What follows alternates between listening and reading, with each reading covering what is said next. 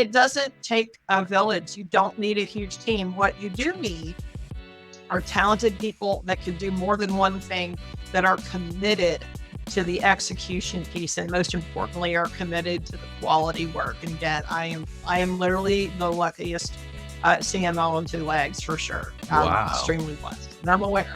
There are secrets out there, guys, performance marketing secrets, and knowing just one or two of them can absolutely light up your funnels. Let's go. This is the Revenue Driven CMO. I'm your host, Chris Mechanic. Join me as I uncover the secrets of the world's most elite CMOs and marketing leaders. The Revenue Driven CMO is sponsored by Web Mechanics, the AI-driven performance agency that makes you smarter. On the team, I am curious, how do you structure your team? Like, do you break folks out by like discipline, such as like, hey, the search team versus the social, or is it more by location, or is it by like, what does your internal team? Yeah, great question. To be honest with you, we have a very lean team. So I have a creative director, as I mentioned, who's incredibly talented, and is literally, I kind of call him Edward Scissorhands, because I mean, he's just going all day and creates so many things. I have a project manager who is fabulous, who is the other half of my brain, and most importantly, keeps every project on track.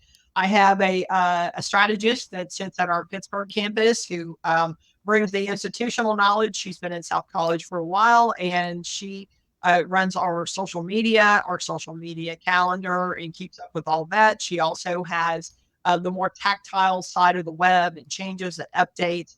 I do a lot of web updates myself, and then we have a web coordinator. But we are completely blessed that we have an amazing partner set. So we have an agency that manages our paid search and paid social. They are fantastic. They have become an integral part of our team. We have a fantastic media agency that does all of our television ads. They're fantastic. They've been a part of the South College ecosystem for a very long time, and we have a great partnership with them. And that's it. So I mean, the nice thing, and what I loved about this role when I took it, is this is not a sit in the corner and dictate out. This is very hands deep, feet, up to your knees leadership position, where, I'm the one that building the email and pulling the third party targeting list and running everything else. But I'm also getting the phone calls and the emails about, hey, we need t-shirts. Hey, we need these awesome stress balls, or, this is my favorite new thing, is we did these hand fans for our partnership with the Atlanta Braves when it's 100 degrees outside, and all you see on TV is our logo bouncing up and down. You gotta love that. So, I mean, Wow. there's just so many different, aspects, and it doesn't take a village. You don't need a huge team. What you do need are talented people that can do more than one thing, that are committed to the execution piece, and most importantly, are committed to the quality work. And again, I am literally the luckiest CMO on two legs for sure. I'm Wow. extremely blessed, and I'm aware. Really impressive. I mean, surprising, but in an impressive way. I mean, that's Thank you. yeah, kudos to you. Like, because I just you sometimes see the CMOs who, are very, very high level, like no ability to execute.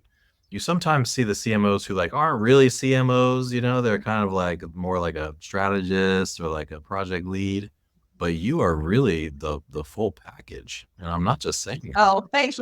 Well, I mean, look, it's like I said, we have an extraordinary leadership team here, and for the most part, they've been extremely welcoming of all the change, all the updates, which has been, in a lot of organizations, that's a lot of change in a short amount of time.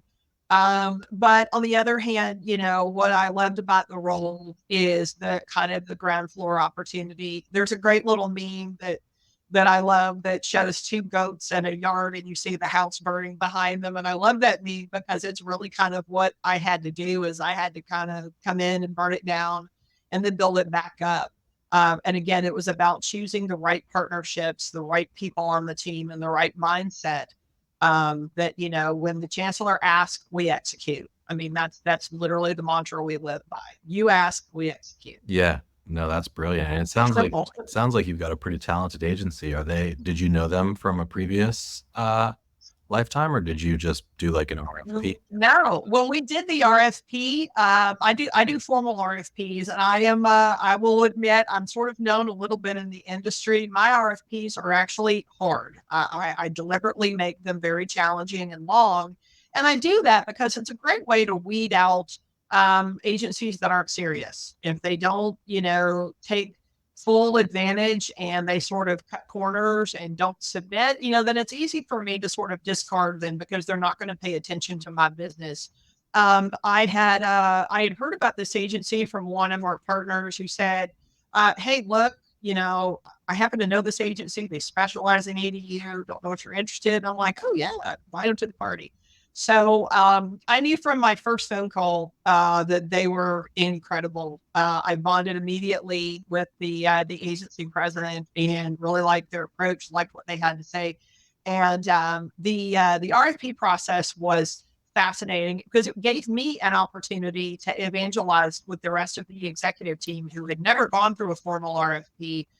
All of the different things we were looking for. So it was kind of cross functional for me to not only choose or the right agency, but also educate the rest of the folks on the executive team of exactly what we needed to get where we needed to be.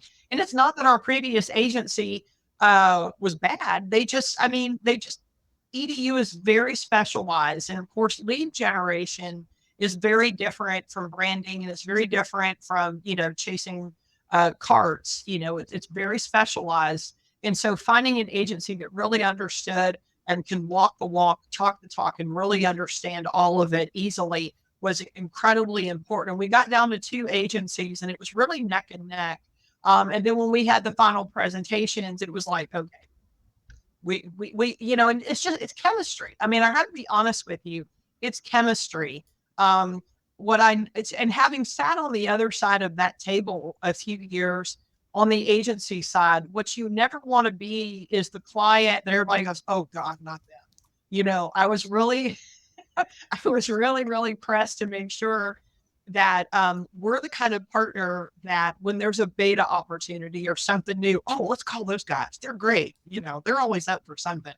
And not be the, oh God, not that call, Yeah. that kind of thing. Cause I have had those clients on the agency side and you called them last, you do this, Yeah, and you yeah. don't want to touch anybody because, Yeah. it's just not good. But the chemistry, the deep investment on, hands-on commitment in people was so important. And particularly in this environment, as I mentioned earlier, we go so fast, we move so quickly that we need an agency that's already going to be a mile ahead of us as we're running hard. So, I mean, that's what we did.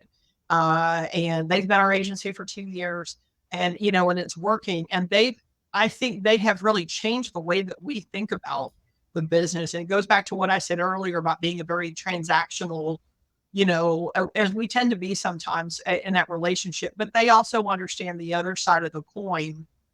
And it's really about finding people and helping us target people that are looking for our programs, that are looking to make changes, that are looking to go back to school. And it's just been a fantastic partnership. Interesting. I'm having so much fun. Like I could literally go for 2 more hours. Um, are you able to do a little past the half hour? Yes, I told you my schedule is yours until one I feel o'clock. So bad if though, you're because my I know stomach you're so growl, busy. we'll be great. But no, this is like one of the most fascinating episodes, definitely of this year. But Oh, yes, thank you. You need to get out more. no, seriously, I like the idea of making RFPs hard on purpose. Um, Mhm. so I have a couple questions on RFPs, but one is like, can you give us an example of something that you included in the RFP that was, hard, quote unquote, or that made it hard? Yeah, I asked a lot of questions. So in my previous role where I came from before I was at South College, we were dealing with, really kind of the emerging data privacy space. And so data privacy is another little passion lane of mine. I love it. I love DEA. I'm very deeply invested in understanding these different states, why they create these laws, what they really mean, how restrictive are they.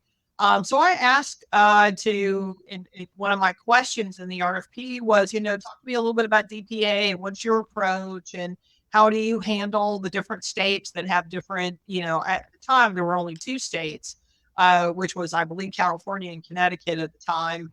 No, I'm sorry, I apologize. It was California and Virginia that were just kind of starting the rumbling, with California, of course, always leading the way on, on the way that they create restrictions. And I was amazed at how many agencies that did the RFP did do the question. They just skipped it. And it was, but DPA laws are critical. We're gathering all this information. You filled out a lead form. We now have all your information. Yeah. And I was shocked at the number of agencies that were kind of like, oh, DPA, well, it's privacy law. Well, okay, it's this. And what I was expecting was, an agency who was on top of it, understands it, is like, yes, this law's coming. This law's coming in 2023. This law's coming in 2024. And I only had one agency do that. And that was the agency we chose. DPA was not on the radar when I started. Our privacy policy was a little bit out of date. But what I've done in the last 2 years is it's now a central piece, because, again, as a higher education institution, there are a few states where we are exempt, but I make it very easy. If you look at our privacy policy on the website, privacy at south.edu is our collection point. And when you say, hey, what is my information? You get a response immediately that we have removed your information, pursuant to your request, and this completes your data privacy request. And we handle it. We take it very seriously.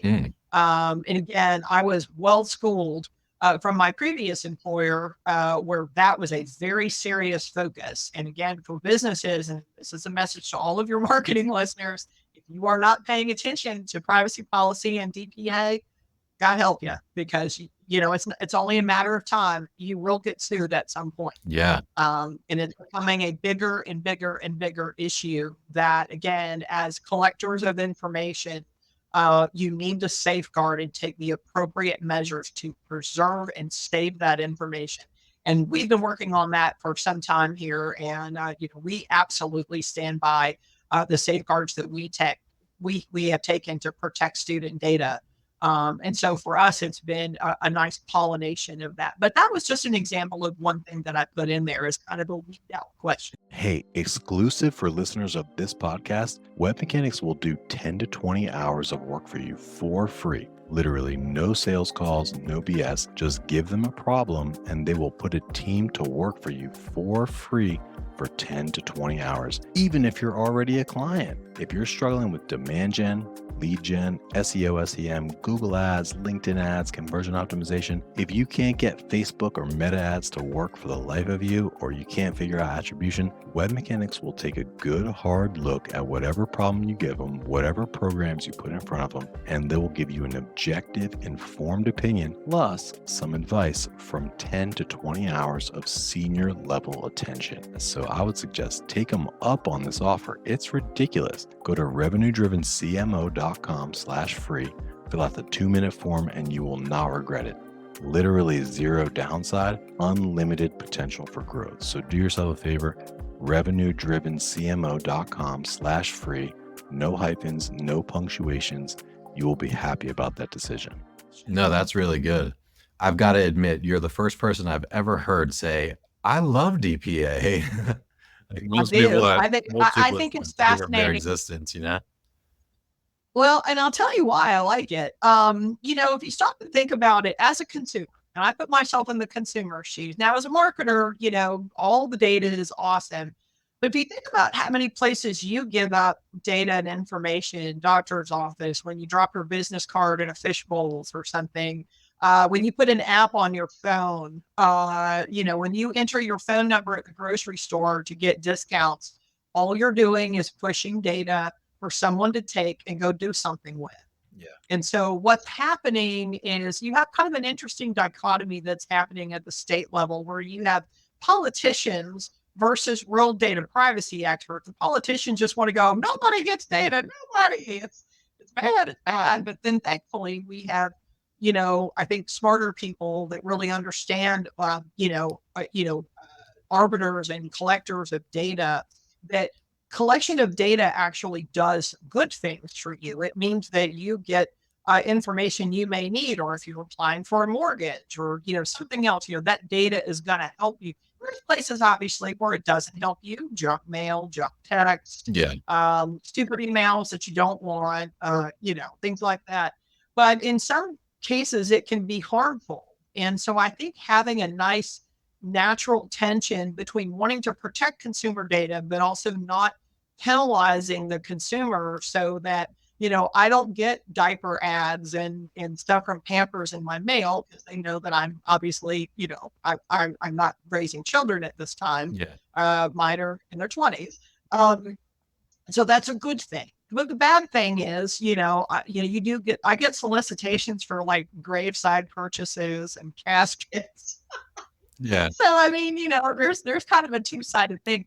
But I think what's happening is consumers by and large are not necessarily paying attention. They hear scary things on the news, but they're not necessarily paying attention to this. Yeah. But they should, because when you give up information, you'd like to know that it's going to be, you assume it's going to be somewhere safe, but then there's a news story. So look what just happened to AT&T.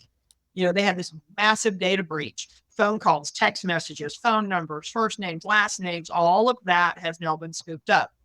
So again, if you're sitting in a particular state that's got a new law, and actually the one that just happened is Texas, that just happened on July 1st, you now have some protections. And in some cases, you have monetary penalties that will occur if you are collecting data and you're using it for, maybe some nefarious thing. So it's I think it's important.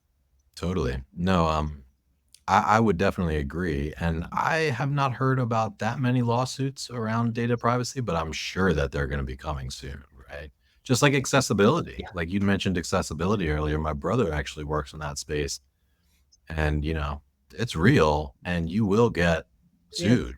Like, Yes. And especially in the EDU space, you've got students that are coming in that, are looking for particular accommodations, or they're, vision impaired or hearing impaired. And it's a project we take very seriously. We've been actively discussing it. We're actually in a full setup right now with a vendor that we are deploying accessibility tools to our website. I'm very excited to see where this project goes. We've been definitely very interested in that as soon as the new website launched. And so now that it's launched, it's stable, it's fabulous, and now this is kind of the next phase, is working through all of that. But again, going back to the politicians, I think it's going to be interesting to see what the next 12 to 18 months have out there as to how much of the ADA is going to, kind of push out a little bit more restrictions, more things that you have to have. And again, for the marketers, pay attention, subscribe to whatever you need to subscribe to, newsletters, websites, whatever it takes. Stay up to date on this stuff, as it only takes, one attorney, one person, regardless of your industry, who can make things very difficult. yeah, For sure. 100%. So, I want to switch topics a little bit because, well, not so much, but I want to round it out kind of because we talked about data privacy. We talked about your big secret, which is feet on the street, understanding who people are, which gives you targeting ideas and methodologies to target.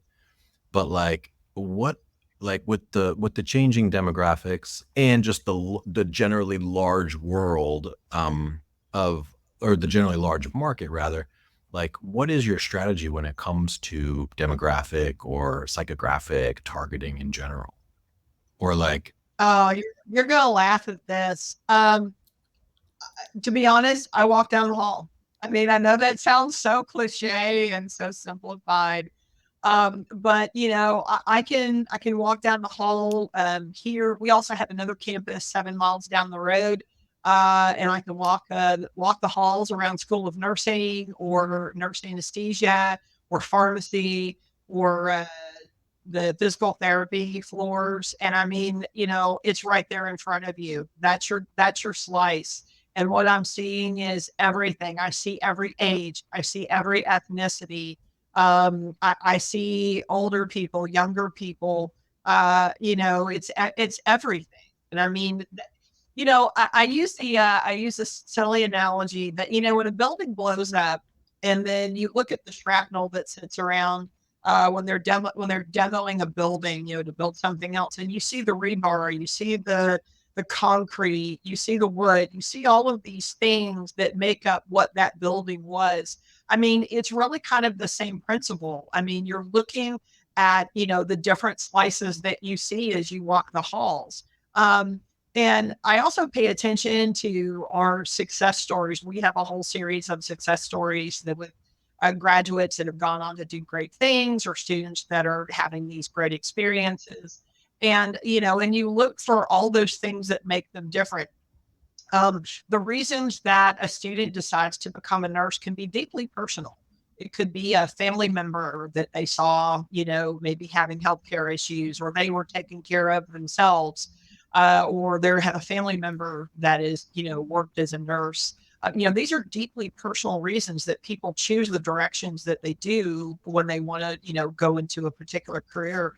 And, it's really immaterial to us in terms of, looking at, they need to be, this age or that age. And we're finding that, parents are obviously very involved in the decisions of their 18-year-old for where they want to go to school. And there may be, homestead reasons where they need to be closer to home and they need to be living at home and not maybe move away 2 or 3 states to go to college. And the parents are involved. And I can see the kids that come in for the tours, and they're young, and the parents are with them. In some cases, a whole family comes in to take tours of our different campuses.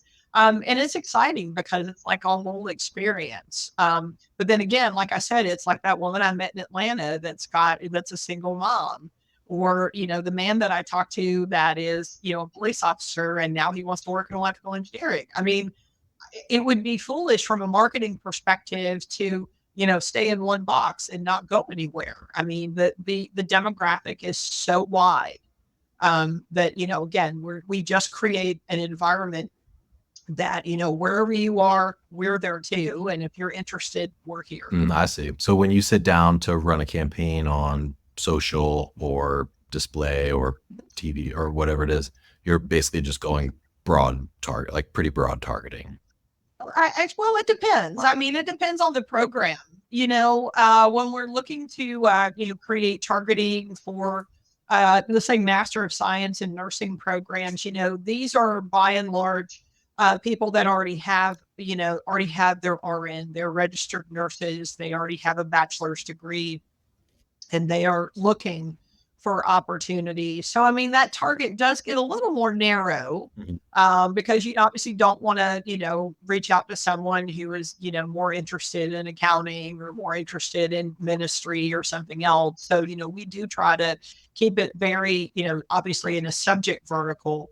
But in terms of age and positioning, an 18-year-old obviously is not going to have interest in a Master of Science in nursing. Right. But you want to slide that age demographic a little further out. But we also have, geo targeting as we're looking across, different campuses, different locations. We also have a lot of hybrid opportunities as well. That's kind of the hot new thing.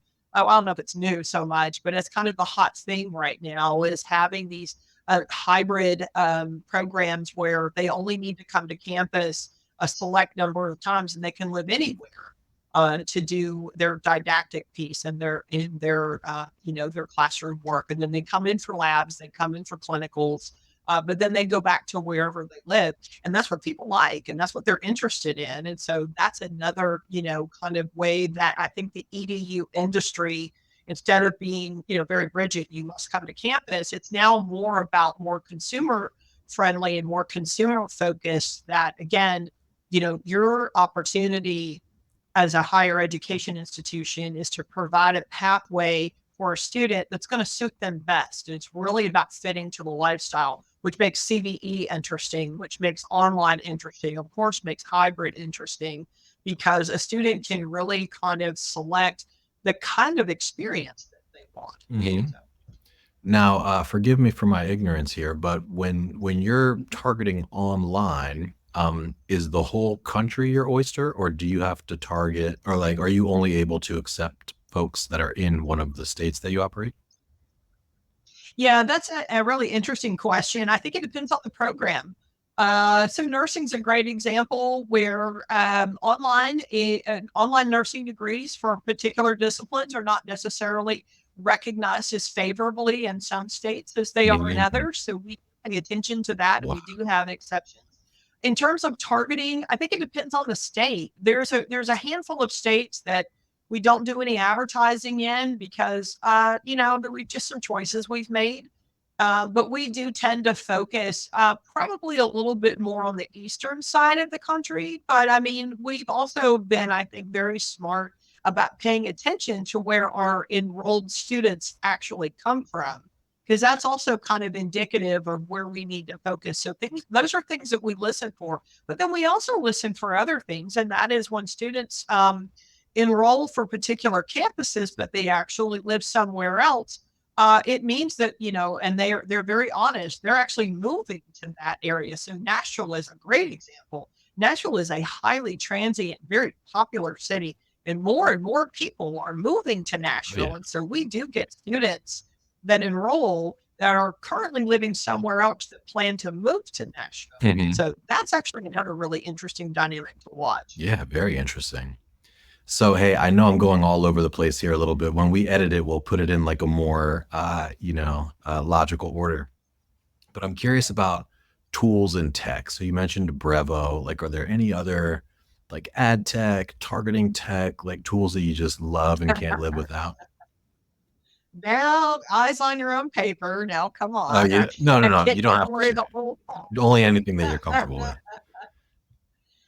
So without saying a lot, I will say this for the marketers: do your research, do your due diligence, go check out G2 and TechCrunch and a few others. Go read reviews, go pay attention, do some peer reviews. That's something that I do a lot. I reach out to peers, and I've been around a really long time. So, I mean, I don't know if that's a good thing or a bad thing, but I definitely have a lot of contacts across digital and across marketing. I check in with peers. Hey, what are you using? What's working for you? What do you think about this piece of technology? Um, I think when you only rely on the sales information that you're given, you tend to only be a bit one dimensional. So I'm a big believer in reading reviews. I'm a big believer, like I said, in peer association, in using different things. Years and years ago, I was director of advertising for Office Depot, and this was early 2000s. And this was really kind of the early stage of digital marketing. And I happened to be on this roundtable, and there were like 50 of us on this roundtable email that got cycled. So long story how this got started, but that's what we did. And this was early stage. Is we would say, hey, I'm talking to X company. What have you guys heard anything? What do you think? And I mean, there's so many of us that were, director or vice president of advertising for all these different retailers. Some of us were competitors, and we're like, oh, yeah, stay away from this one. Oh, no, this one's great. We had a great time. And that was like, like I said, just super early on peer sharing of different things. And so that's why I love G2. G2 is a really great place to go to learn about the MarTech that you're looking at, to see what other people's experiences are, what it really costs. Here are the watch outs, here are things. Definitely would do that. And, I think you also have another unique opportunity as a marketer to, ask for a test. I do that all the time. Ask for a test. If you're looking at a particular SMS vendor or property, or you're thinking about looking at, certain connected TV or streaming TV platforms, ask for a test. That will definitely give you an opportunity to test drive and see what's going on. But it'll also give you a chance to kind of help you rule out what you don't need. You have all these awesome tools in a dashboard, but you only really need this over here. Maybe you don't need to buy all that. Yeah. And the only way you're going to know that is if you've had a chance to go out and kind of kick the tires a little bit. 100%. Yeah, I love test driving tools, and especially with a lot of the new AI tools. They like I'll tell you one that I am digging called HeyGen. So HeyGen, you can take a video, um, Mhm. any type of video, and translate it easily into other languages, even if it's a talking head. Oh, Like they'll change the lips will match exactly. It'll be the exact same voice, but it'll be like in a perfect accent. So like talk about your mhm. Spanish crowd, your Asian, Yeah, like whatever. sure. So we have some clients internationally where we used to have to go out. They like, UGC influencer style videos. So we would go out and recruit, a Japanese, a German, and all these different people. It was a nightmare. So now we can Yeah. basically find one or two that work really well and just quickly repurpose it in a bunch of different ways. That's amazing. Thank you. I wrote that down. Not that we have a lot of international stuff, but it's definitely good to know on the back end. Thank you. That's Yeah, fabulous. absolutely. Um, just one last question, maybe two, but it sounds like you guys are doing amazing. Like I'm really, really impressed here with you personally, as well as just like what I can see. And, it's clear that you have your ducks in a row. What are some of the biggest challenges that you're facing? Yeah, that's a completely fair question. I think sometimes the challenges for, there are times that, you're going to fail when evangelism falls flat and you're an advocate for something and, you just can't get the buy-in. It happens. It happens to everybody. It's definitely happened to me. It has not been a completely clear glide path in the 2 years. There's definitely some things that I've wanted to do that, I didn't get to do. So I think, learning how to accept that failure and understand it and try not to dwell on it is for sure. But I mean, I think that's the case in any environment. I think if the decisions and strategies and wallets were open for everybody and everything was approved, then it wouldn't be any fun. But yeah, having some strategies and suggestions and plans not approved and like I said, the evangelism PT Barnum magic doesn't work and the spirit fingers don't work, Yeah. um, that's definitely a thing, particularly as fast as we move. And I think the other piece is, I mentioned competitive analysis at the Oh yeah. beginning of the We didn't call. even get into it. Um, there are times that competitive analysis can backfire a little bit because, you can't be so obsessed with what those folks over there are doing or those folks over there are doing because, every business is unique. I think every goal and KPIs and what's considered success is different for every company. So you can't get too caught up in the Me Too piece of they're doing this, we should be doing it too. Well, maybe not. Right. Their goals may be different. So, I think those are probably two challenges is, expect failure. It's going to happen. It's all about your recovery, by the way, when you fail. Yeah. A lot of folks sometimes kind of get caught up in that. They don't know how to recover, but you can. And then, like I said, the second piece is, a strength is a competitive analysis, but a strength can definitely be a weakness if you kind of dwell in that particular sandbox a little too long. Yeah. No, that definitely makes a lot of sense. Um, what is on the agenda for year number 3? You've gotten a tremendous amount accomplished. What's on your roadmap this Oh, year? wow. So we're kind of, obviously accessibility is kind of the star of the show right now. We're also, so I also have public relations and PR, and media coverage is also part of my dossier of things to look out for. So we're doing a lot of revamping and retooling with public relations and media relations that I think are going to be pretty spectacular as we sort of work down that road. But we're also working and improving things on the interior. The site's been live, I don't know, 4 or 5 months. Hey, it's time for a redesign. So Already? we're also kind of Or no, early that's stage. You now that it's up and so I did do I do one thing that I know some people think is really silly. I pay attention to site search. So I go hang out on our analytics backend and I look at what people are actually entering into site search because it's a really key indicator of possibly what you don't have. Yeah. So an example of that is I started seeing all of these key ends of people looking for dress code. There's a lot of these, healthcare, they do have dress codes. They have to wear scrubs. They have to wear all these different things. And it occurred to me, we have no dress code content on our site. Well, that's no good. So we went out and created some and now it's there. So it's more of that and kind of going in and now sharpening the tools, refining. And, there may be some redesign in that. We may move some things around. But that's going to be, I think another key piece of that. So I think it's taking all the things we've been building up, fixing. And now it's a time to go back and refine, reflect, and think about new things. And of course, it's marketing, which means that what you thought you knew 6 months ago is now completely outdated and it's something completely new over here. So it's also sort of staying on top of those trends. And then it puts me back in the evangelism cycle again of, hey guys, look at this over here. And, Yeah. May win those, may win, may not. Right. Don't know. Some people might think that is a little weird, the search query data. I love that activity. I love that exercise. Another old school technique. I'm sorry. Yeah. You can have the coolest dashboard in the world looking at, site and time on site and abandon and all those things. And if you're in the e-com world, you're looking at cart abandons and win back and all that stuff.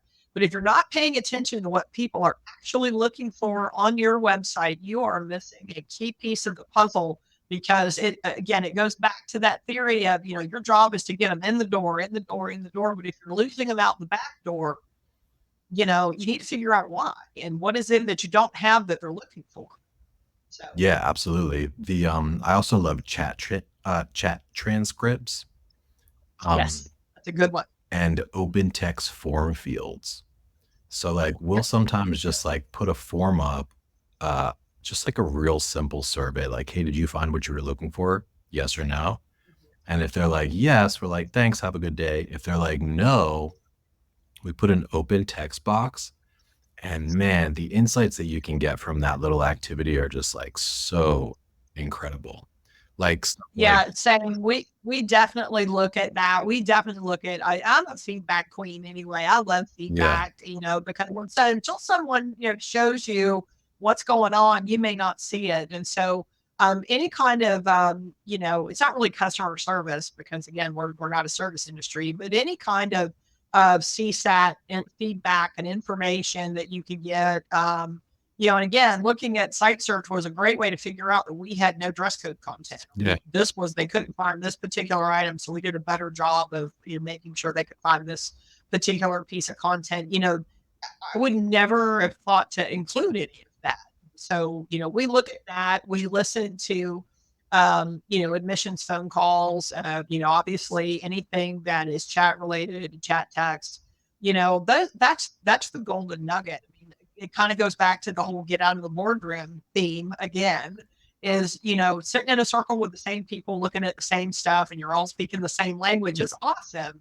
But on the other hand, there's a whole other, set of information sitting over here that, it's staring you in the face. That's why I love analytics so much. Reporting and analytics are two completely different jobs. Reporting, great. Analytics, that's where you're really able to get in and dig into the data because the data is going to tell you this story all day long. And if you're not looking at analytics, my goodness, I don't know how you keep jobs. That's brilliant. I am 100% aligned with you. I had so much fun here today and I'm leaving just inspired. I want to log into my Google Analytics right now and look at my site search query data. So thank you so much. Can we be best friends? I would like that.